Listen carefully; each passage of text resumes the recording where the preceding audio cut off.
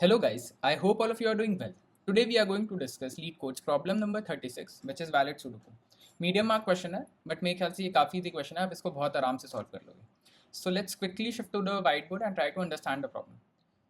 The question statement says that determine if a 9 into 9 Sudoku board is valid. Only the filled cells need to be validated according to the following rules. ठीक है, यहाँ पे खाली field sales को हमको validate करना है. Field sales का मतलब समझते हैं. जैसे आपको एग्जांपल दिया होगा ना, तो एग्जांपल में 9 × 9 का आपका सुडोकू होगा. हर एक सेल जो है वो ज़रूरी नहीं है कि वो फिल्ड होगा. ठीक है, तो फिर आपको क्या करना है, ये जो सेल्स की वैल्यूज़, जो एलिमेंट्स जो फिल्ड है ना, आपको खाली उनको वैलिडेट करना है कि वो करेक्ट हैं या फिर नहीं है. ठीक है, अब जो रूल्स हैं जिनके बेसिस पे हमको वैलिडेट करना है उनको समझते हैं. First rule says that each row must contain the digit 1 to 9 without repetition. इसका मतलब क्या है, जो भी आपकी रोज होंगी ना, उनमें कोई भी जो नंबर है वो रिपीट नहीं होना चाहिए. पहले समझ लेते हैं रोज क्या होता है. ये जो हॉरिजॉन्टल लेंथ होती है ना, ये वाली ये होती हैं आपकी रोज. ठीक है, इसमें हमें कभी कंफ्यूज नहीं होना है. तो सपोज मान लो यहाँ पे 5 है. ठीक है, तो आपको चेक करना है कि पूरे ये जो जीरो थ्रो है इसमें कहीं और 5 रिपीट नहीं होना चाहिए.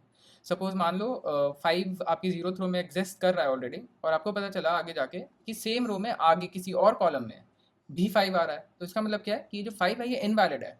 अगर ये इनवैलिड है तो आपको क्या रिटर्न करना है, फॉल्स रिटर्न करना है. ठीक है, नेक्स्ट रूल पे आते हैं. Next rule says that each column must contain the digits 1 to 9 without repetition. हमने अभी क्या डिस्कस करा कि ये जो हॉरिजॉन्टल लेंथ होती है ये रोज होती है. तो ये जो वर्टिकल लेंथ है ये वाली, ये जो होती है ना, ये हमारी कॉलम्स होती हैं. अब सेम चीज़, किसी भी कॉलम में ना कोई भी डिजिट रिपीट नहीं होना चाहिए, और जो डिजिट होना चाहिए वो 1 से 9 के बीच में ही होना चाहिए. ठीक है, तो फॉर एग्जांपल सपोज मान लेते हैं ये जो हमारा सेकंड लास्ट कॉलम है इसमें 6 आ रहा है, और 6 जब मेरे को मिला कि यहाँ पे 6 आ रहा है इस वाले इंडेक्स पे, तो मैंने इस पूरे कॉलम को ट्रेवर्स करा और मेरे को पता चला कि यहाँ पे 6 आ रहा है. अगर यहाँ पे 6 आ रहा है और ऊपर भी मेरे को 6 मिला था, इसका मतलब क्या है कि ये एक इनवैलिड सुडोकू है. ठीक है, तो इस केस में आपको फॉल्स रिटर्न करना होगा. बट जो ओरिजिनल केस था, अगर आप ओरिजिनल केस देखो तो इस वाले कॉलम में कहीं पे भी 6 रिपीट नहीं हो रहा है. इसका मतलब हमने इस 6 को वैलिडेट कर दिया कि चलो एटलीस्ट ये 6 तो सही, मतलब सही पोजीशन पे अपने.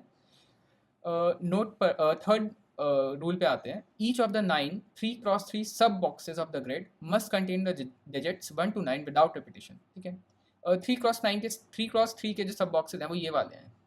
ये एक सब बॉक्स है, सिमिलरली ये भी एक सब बॉक्स है. इनका आप साइज़ देखोगे तो 3 × 3 साइज़ के हैं ये सारे. ठीक है, तो इसमें भी ना कोई भी डिजिट मोर देन वंस नहीं आना चाहिए, और जो डिजिट्स होने चाहिए वो 1 से 9 के बीच में होने चाहिए. सपोज मान लो इस वाले बॉक्स में 1 एक बार आ गया है. ठीक है, पहले रूल के अकॉर्डिंग मैं इस पूरी रो में चेक करूंगा कि कहीं 1 दोबारा तो नहीं आ रहा है. सेकेंड रूल के अकॉर्डिंग मैं इस पूरे कॉलम में चेक करूंगा कि 1 कहीं रिपीट तो नहीं हो रहा है. और थर्ड रूल के अकॉर्डिंग मेरे को इस पूरे बॉक्स में भी चेक करना पड़ेगा. जैसे अगर अभी प्रेजेंट सिचुएशन में देखूँ तो इस वाले बॉक्स में 1 कहीं भी रिपीट नहीं हो रहा है. इसका मतलब क्या है कि थर्ड रूल जो है वो ट्रू है. ठीक है, थर्ड रूल ब्रेक नहीं हो रहा है अभी तक. सपोज मान लो इस वाले बॉक्स में यहाँ पे 1 लाई कर रहा होता, तो according to the first rule row में तो कहीं 1 रिपीट नहीं हो रहा है, कॉलम में भी कहीं 1 रिपीट नहीं हो रहा है. और जो थर्ड रूल है, थर्ड रूल क्या कह रहा है कि जो सब बॉक्स है ये 3 × 3 का, इसमें भी कोई भी डिजिट रिपीट नहीं होना चाहिए. बट अगर आप देखो यहाँ पे तो 1 दो बार आ रहा है. इसका मतलब क्या है, ये जो थर्ड रूल है ये हम लोग ब्रेक कर रहे हैं, और अगर कोई भी रूल ब्रेक होता है तो उस केस में हमको फॉल्स रिटर्न करना है. ठीक है, थोड़ा सा क्लियर करते हैं. नोट को पढ़ते हैं. नोट कह रहा है sudoku board partially filled could be valid but is not necessarily solvable. इसका मतलब ये है कि देखो, जो आपको सुडोकू गिवन होगा ना क्वेश्चन में एज इनपुट, वो पार्शली फिल्ड होगा. लाइक आई सेड, कुछ एलिमेंट्स फिल्ड होंगे, कुछ एलिमेंट्स फिल्ड नहीं होंगे. तो फिर आपको बस ये चेक करना है कि जो नंबर्स ऑलरेडी फिल्ड है वो वैलिड है या नहीं है, वो इन 3 रूल्स को फॉलो करते हैं या नहीं करते हैं. आपको ये नहीं चेक करना है कि जो आपका सुडोकू गिवन है वो सॉल्व हो सकता है कि नहीं. ठीक है, सेकेंड रूल पे आते हैं. सेकेंड नोट पे, only the filled cells need to be validated according to the mention rules. Like I earlier said, खाली आपको फिल्ड एलिमेंट्स को चेक करना है कि वो इन 3 रूल्स को फॉलो करते हैं या नहीं करते हैं. ठीक है, तो फिर बेसिक रूल्स हमको समझ में आ गया. हम थोड़ा इंट्यूशन पे आते हैं, समझते हैं कि क्वेश्चन को सॉल्व कैसे करेंगे. सपोज मान लो ये आपको एक सुडोकू गिवन है. ठीक है, पार्शली फिल्ड है, जैसे ये पार्शली फिल्ड था, कुछ एलिमेंट्स इसके फिल्ड है, कुछ एलिमेंट्स फिल्ड नहीं है.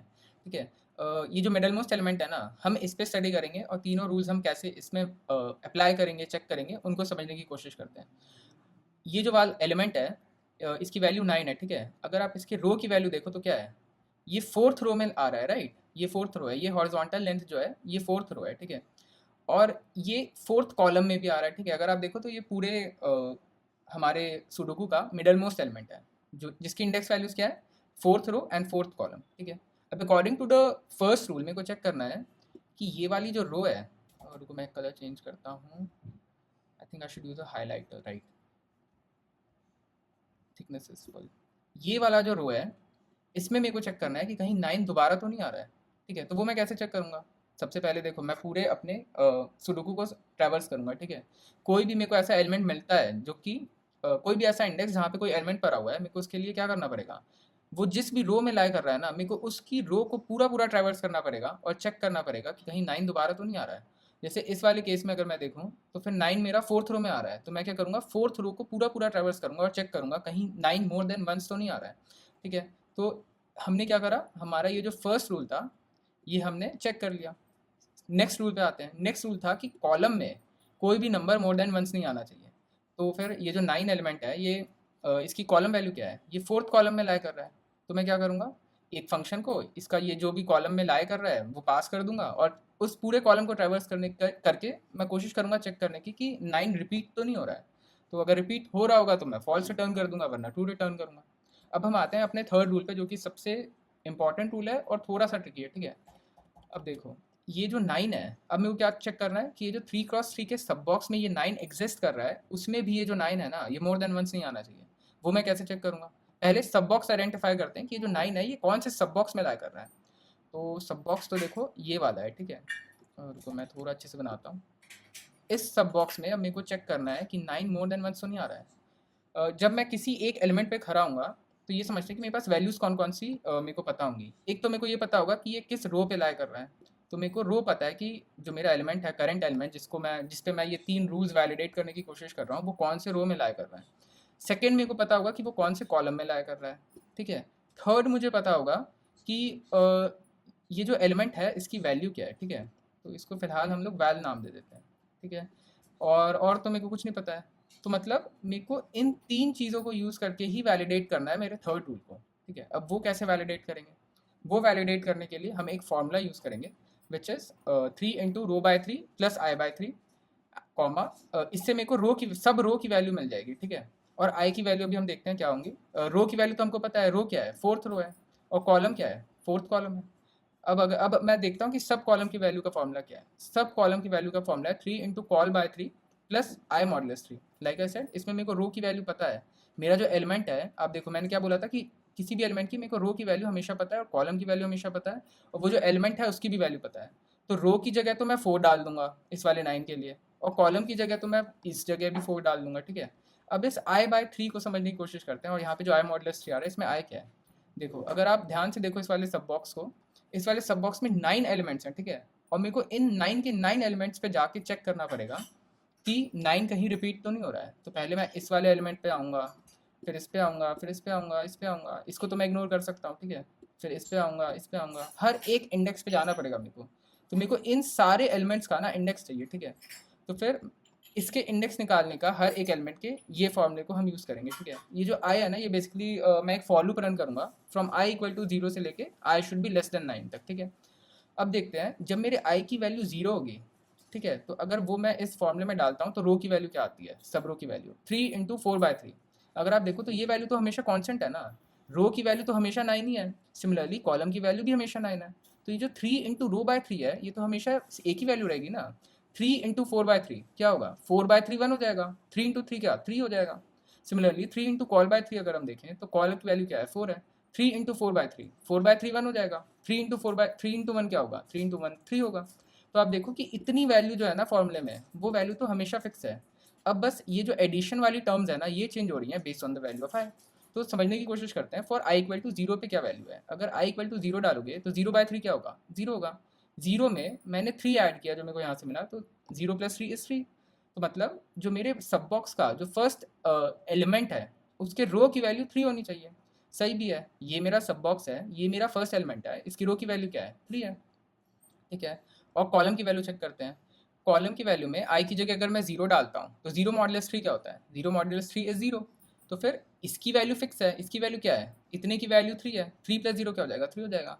इसका मतलब कि मेरा ये जो फर्स्ट एलिमेंट है सब बॉक्स का, उसके रो की वैल्यू 3 है और कॉलम की वैल्यू भी 3 है।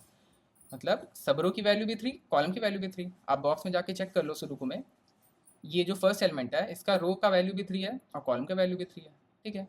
अब थोड़ा डिस्कशन करते हैं। अब आप फर्स्ट एलिमेंट तो हमने देख लिया, अब मैं क्या करूँगा? मैं बस चेक कर लूँगा कि क्या ये इक्वल टू 9 है, क्योंकि मेरे को वैल्यू भी पता है कि किस वैल्यू के लिए मैं चेक कर रहा हूँ। ठीक है। अब नेक्स्ट एलिमेंट पे आते हैं, थोड़ा इंट्यूशन समझने की कोशिश करते हैं ये फॉर्मूला आया कहाँ से। इस एलिमेंट को चेक किया, अब आप बताओ जो नेक्स्ट एलिमेंट होगा सब बॉक्स का उसके लिए रो की वैल्यू तो सेम होनी चाहिए ना। हाँ बिल्कुल सेम होनी चाहिए, बट कॉलम की वैल्यू तो इंक्रीज होनी चाहिए। ठीक है, क्योंकि मैं हॉरिजॉन्टली शिफ्ट हो रहा हूँ ना, मैं राइट साइड शिफ्ट हो रहा हूँ। जो मेरे करंट बॉक्स के राइट में एक बॉक्स होगा उसकी रो की वैल्यू तो सेम होनी चाहिए। तो इसीलिए ना यहाँ पे मैं i/3 कर रहा हूँ। आप देखो, अगर आपके i की वैल्यू 0 हो, 1 हो या 2 हो, तो फिर ये जो i/3 की वैल्यू है ना ये हमेशा 0 आएगी। तो मतलब 3 में 0 ऐड होगा 3 टाइम्स। तो मतलब क्या है, वो 3 टाइम्स क्यों हो रहा है, क्योंकि वो पहले इस बॉक्स के लिए होगा, फिर इस वाले बॉक्स के लिए होगा, फिर इस वाले बॉक्स के लिए होगा। ये जो 3 बॉक्सेज हैं आपके ये वाले, इनके लिए सबके लिए तो रो की वैल्यू सेम ही है। तो तो देखो आई की वैल्यू पहले 0 होगी तो भी मेरे रो की वैल्यू 3 आएगी। आई की वैल्यू जब मेरी 1 होगी तो भी मेरी रो की वैल्यू 3 आएगी। और आई की वैल्यू जब मेरी 2 होगी तो भी रो की वैल्यू 3 आएगी। ठीक है, अब कॉलम का समझने की कोशिश करते हैं।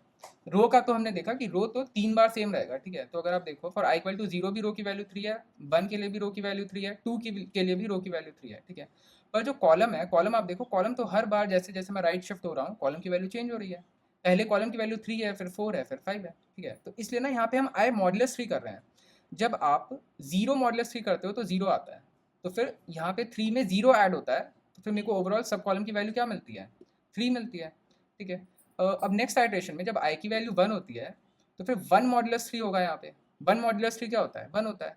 अब आप 3 में 1 ऐड करोगे तो आपको क्या मिलेगा, 4 मिलेगा। मतलब जो नेक्स्ट एलिमेंट है, जब आप राइट शिफ्ट हुए तो नेक्स्ट वाले एलिमेंट का जो कॉलम का वैल्यू होगा वो 4 होना चाहिए।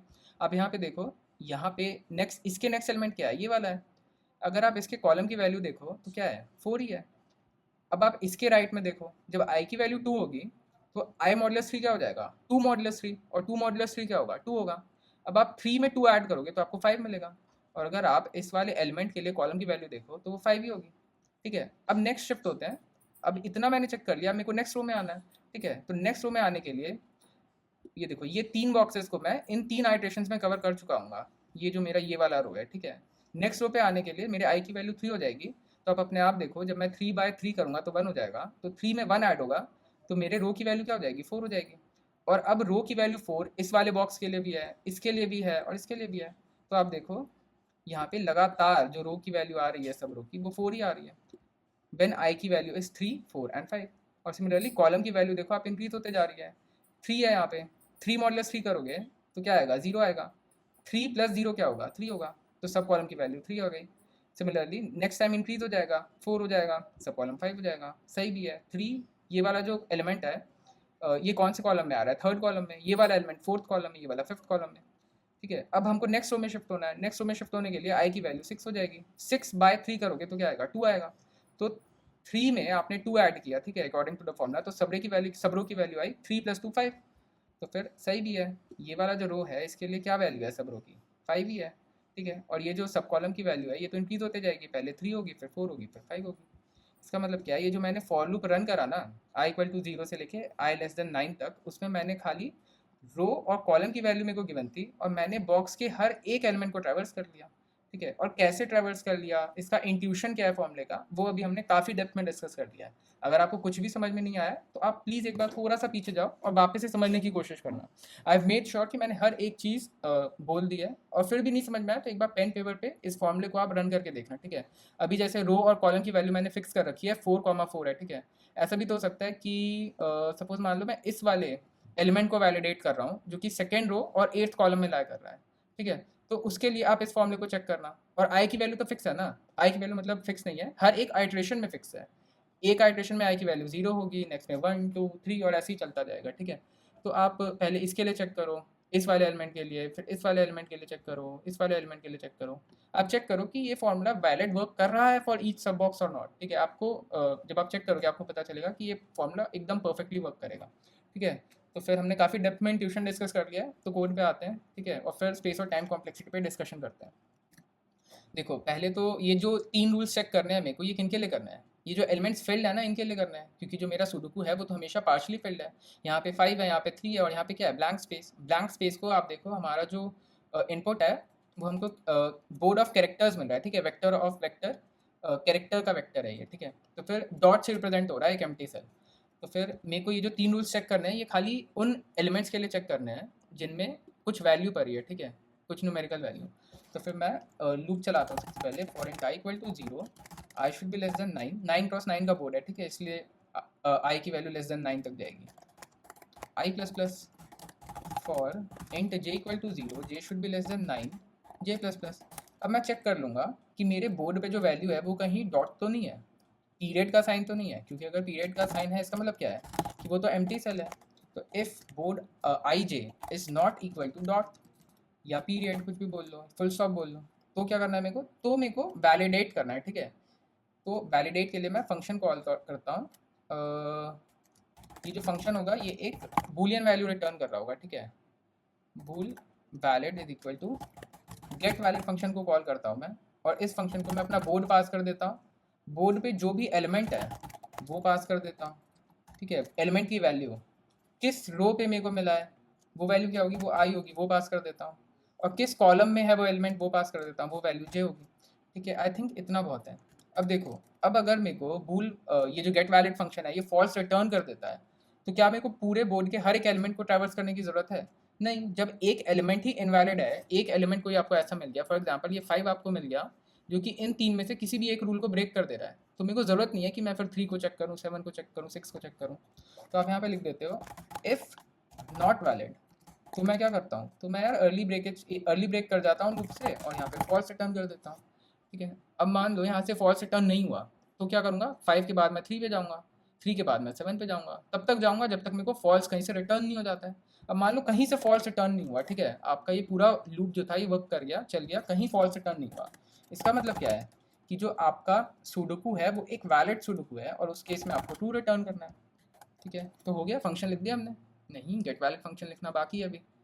गेट वैलिड फंक्शन लिखते हैं, ये एक बुलियन वैल्यू रिटर्न कर रहा है, right.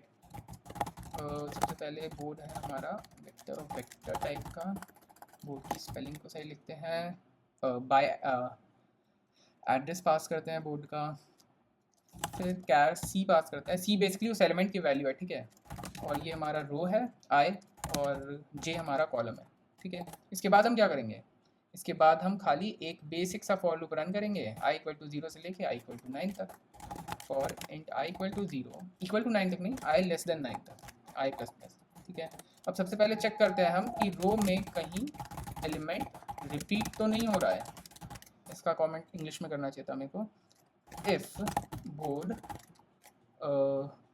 Row comma I is equal to C, मतलब मेरे जो करंट एलिमेंट की वैल्यू थी मेरे को वो सेम वैल्यू किसी और रो पे मिल गई, ठीक है। किसी और रो पे मिली, ये कैसे पता लगेगा मेरे को चेक करना पड़ेगा कि कहीं आई मेरे कॉल के बराबर तो नहीं है, ठीक है।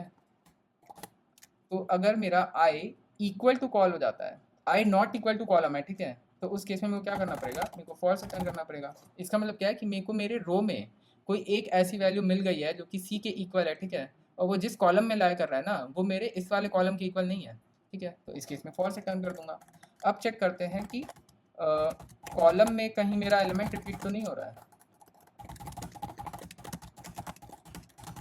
उसके लिए कैसे करेंगे, if board I comma call is equal to C and my row or rather I is not equal to row, उस केस में क्या करूँगा, उस केस में भी मेरे को फॉल्स रिटर्न करना पड़ेगा।